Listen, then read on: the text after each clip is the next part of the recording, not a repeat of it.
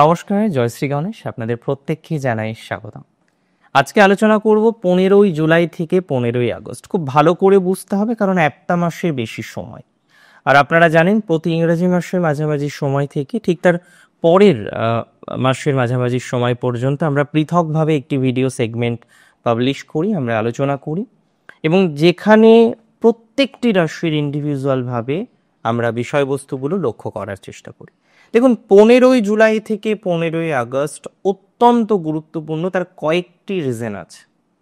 প্রথম যে রিজন, এই মাসটিতে, এই সময়টিতে রবি এন্টায়ার মাস, মানে পুরো এক মাস কর্কটে থাকবেন, বুধযুক্ত থাকবেন। That is very vital. Second, শনি গ্রহ বক্রগতি জাস্ট শুরু করবে এই সময় থেকে। থার্ড, এই টাইমে আমরা দেখতে পারবো মঙ্গল গ্রহের রাশি পরিবর্তন 28শে জুলাই সংঘটিত হবে। মঙ্গল কেতু যোগ থেকে এবার মঙ্গল শনির mutual aspect, that is also very important, এবং খুব বেশি সেফটি নিতে হবে এই সময়। এবং এখানেই শেষ নয়, এরপরে আমরা দেখতে পারবো শুক্র গ্রহের সঞ্চার। শুক্র 26শে জুলাই প্রবেশ করবে মিথুন রাশির ঘরে, এবং দেবগুরু দৈত্যগুরুর একটি কম্বিনেশন আমরা দেখতে পারবো। সো প্রত্যেকটি সংযোগ গুরুত্বপূর্ণ। আমি আজকে মেষ রাশির জাতক জাতিকাদের নিয়ে কথা বলবো, তাদের ভালো মন্দ, তাদের সেফটি কোথায় কোথায় রাখতে হবে, এবং প্র্যাকটিক্যালি কয়েকটি বিষয়ে সেফটি রাখার প্রয়োজনীয়তা দেখা যাচ্ছে, সেফটি রাখার প্রয়োজনীয়তা রোজ।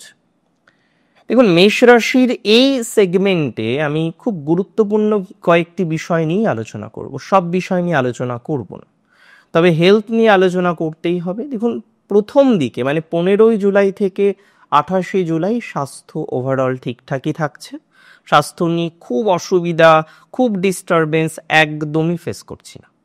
যেমন ধারাবাহিকতা এখন রোজ, অনেকটা তেমন ধারাবাহিকভাবেই আপনার স্বাস্থ্যের জায়গাটা থাকবে বা স্বাস্থ্যের উন্নতির জায়গাটা থাকবে।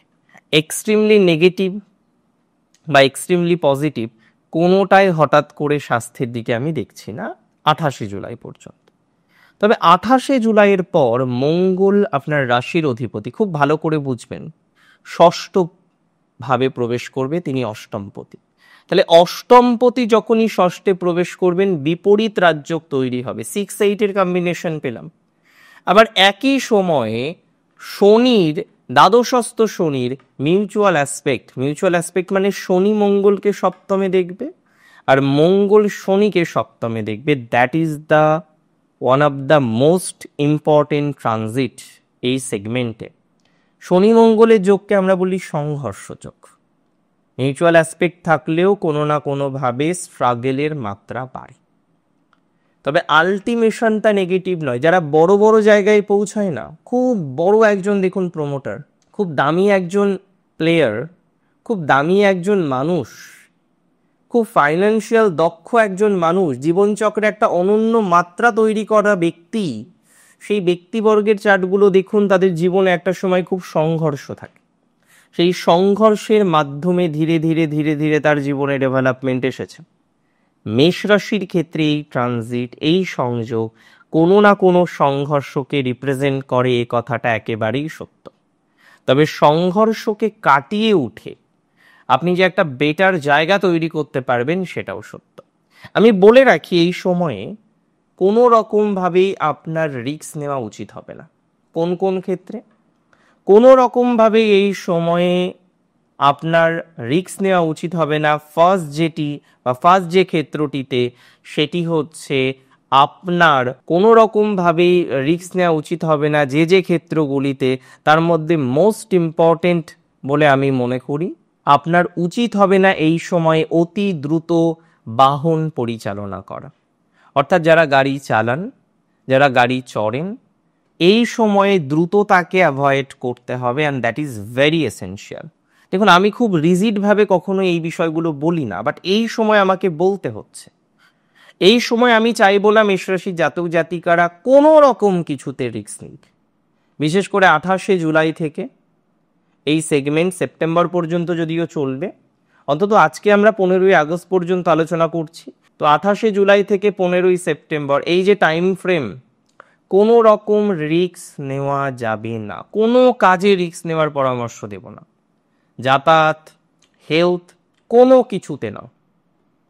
মেষ রাশির জাতক জাতিকাদের ফাইন্যান্সিয়াল ডেভেলপমেন্ট আমরা দেখতে পারবো, দ্যাট ইজ ভেরি প্র্যাকটিক্যাল।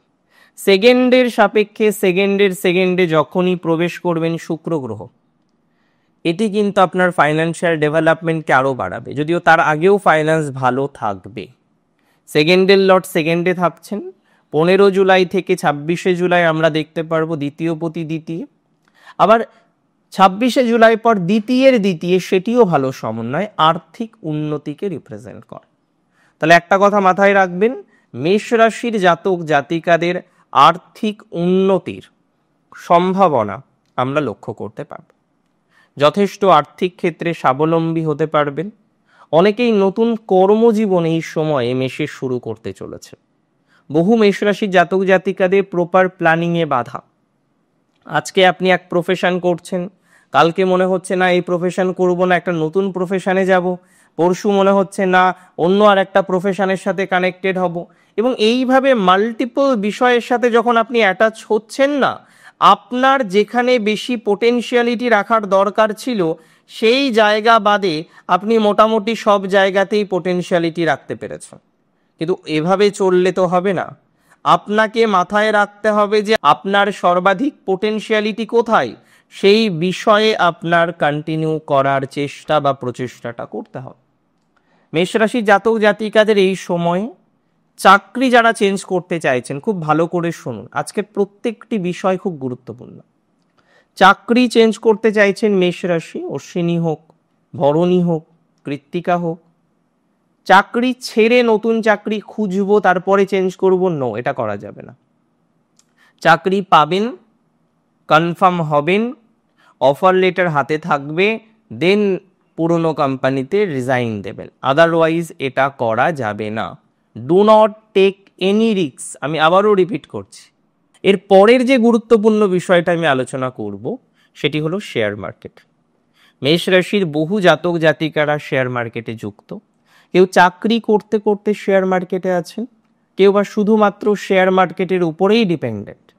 তবে এই সময়ে খুব সচেতনতা রাখতে হবে শেয়ার মার্কেট, শেয়ার ট্রেডিং, বিভিন্ন রকম বিষয়ে যারা অন্তর্ভুক্ত, খুব সচেতনভাবে এই সময় ইনভেস্ট করতে হবে।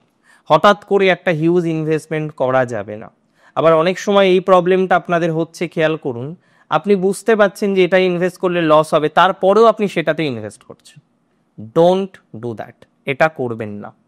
এটা আপনার ফিউচারের জন্য ভালো নয়, এটা আপনার ফিউচারকে ইনসিকিউর করতে পারে।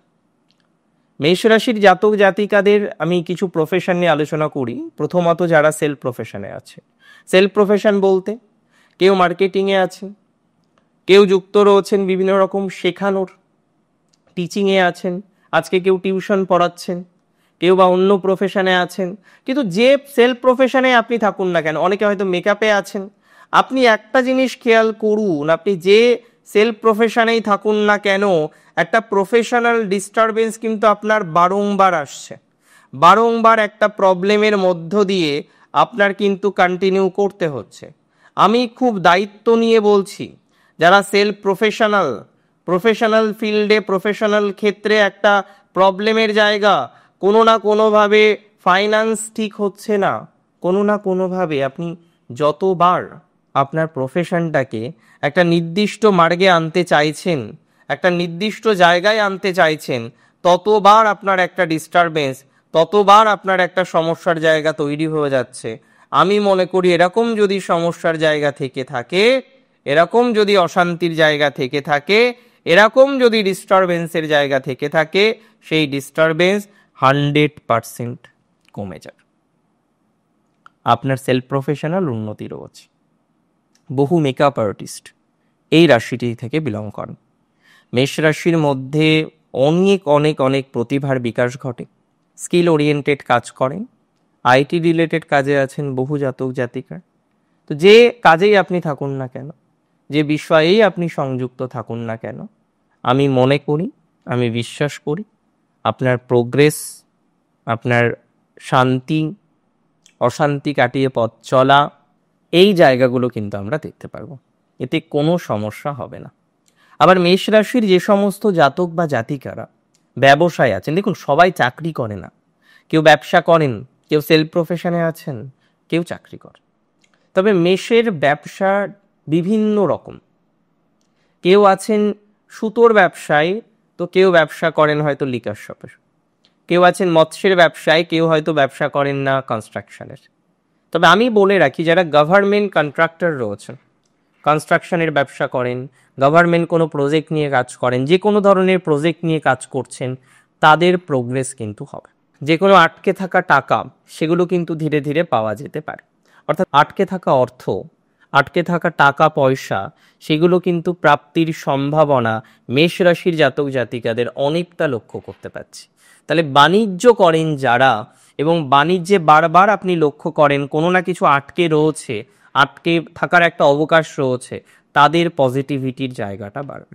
তবে যারা ডিজিটাল মিডিয়ার সাথে যুক্ত, কেবল লাইন থেকে শুরু করে ইন্টারনেট, ব্রডব্যান্ড ইত্যাদি বিষয়ে ব্যবসা করেন, যারা যারা ইলেকট্রনিক্সের শোরুম চালান, যারা ইলেকট্রনিক্স রিলেটেড ম্যাটারগুলির সাথে সংযুক্ত রয়েছেন, তাদের প্রোগ্রেসিভ জায়গা আমরা দেখতে পারবো।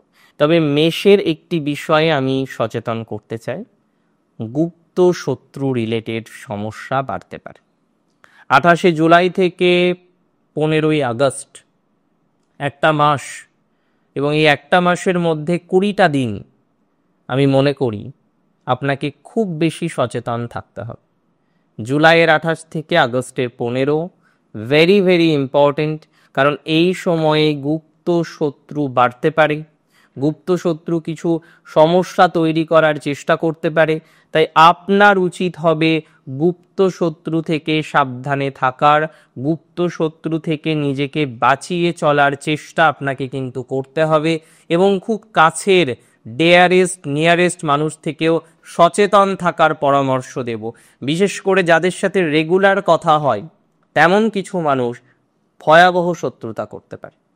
তবে লাইফের কিছু কিছু ক্ষেত্রে স্টেবিলিটি বাড়বে, বাড়ি তৈরির স্বপ্নটা পূরণ হতে পারে, মায়ের সাথে রিলেশনশিপ ভালো হতে পারে। মায়ের হেলথ নিয়ে যদিও একটু সমস্যা, বিশেষ করে ব্যথা শুরুর সমস্যা আমরা লক্ষ্য করতে পারি। আবার অনেকের ক্ষেত্রেই কোনো প্রবলেমই নয়, কিন্তু একের পর এক ভুগে যাচ্ছেন। দেখবেন আপনার গুরুজন, তাদের এক্স্যাক্ট কোনো প্রবলেম নেই যে এই প্রবলেমটাই তার আছে, বাট কনস্ট্যান্টলি আপনি কি ফেস করছেন, আজকে একটা, কালকে আর একটা, পরশু আর একটা, তরশু আর একটা, অ্যান্ড এটা যেন একদম সেই চেইন সিস্টেমে চলছে, কন্টিনিউ হচ্ছে, আপনি কোনোভাবে এটিকে রেজিস্ট করতে পারছেন না। যে সমস্ত জাতক জাতিকারা এরকম একটা সমস্যায় আছেন, যে সমস্ত জাতক জাতিকারা এরকম একটা প্রবলেম বারবার বারবার বারংবার ফেস করছেন, আমি মনে করি তাদের কিন্তু প্রোগ্রেস হবেই। আমি মনে করি তারা কিন্তু অশান্তি মুক্ত হয়ে পথ চলতে পারবেন এবং ভালো একটা ভাইবস তৈরি করতে পারবেন। শত্রু থেকে সাবধান, রাস্তাঘাটে চলার ক্ষেত্রে সাবধান, বিষাক্ত প্রাণী থেকে এই সময় সচেতন থাকতে হবে। এমনিতেও রেইনি সেশন, তাই না? এই বিষয়টা মাথায় রাখুন।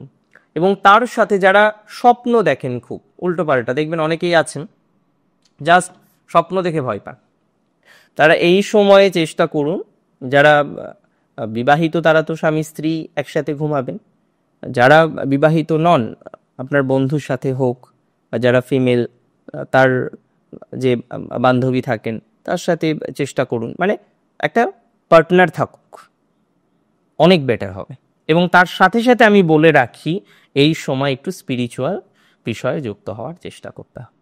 15ই জুলাই থেকে 15ই আগস্ট টোটাল ভাইবস আপনাদের সামনে তুলে ধরলাম। আমি মনে করব আজকের অনুষ্ঠান সম্পর্কে আপনার কোনো মতামত থাকলে সেটি আপনি আমাকে জানাবেন। আর অনেক ভালো থাকবেন আপনারা প্রত্যেকে, সুস্থ থাকুন, স্বাভাবিক থাকুন, ভালো থাকুন। জয় শ্রী গণেশ।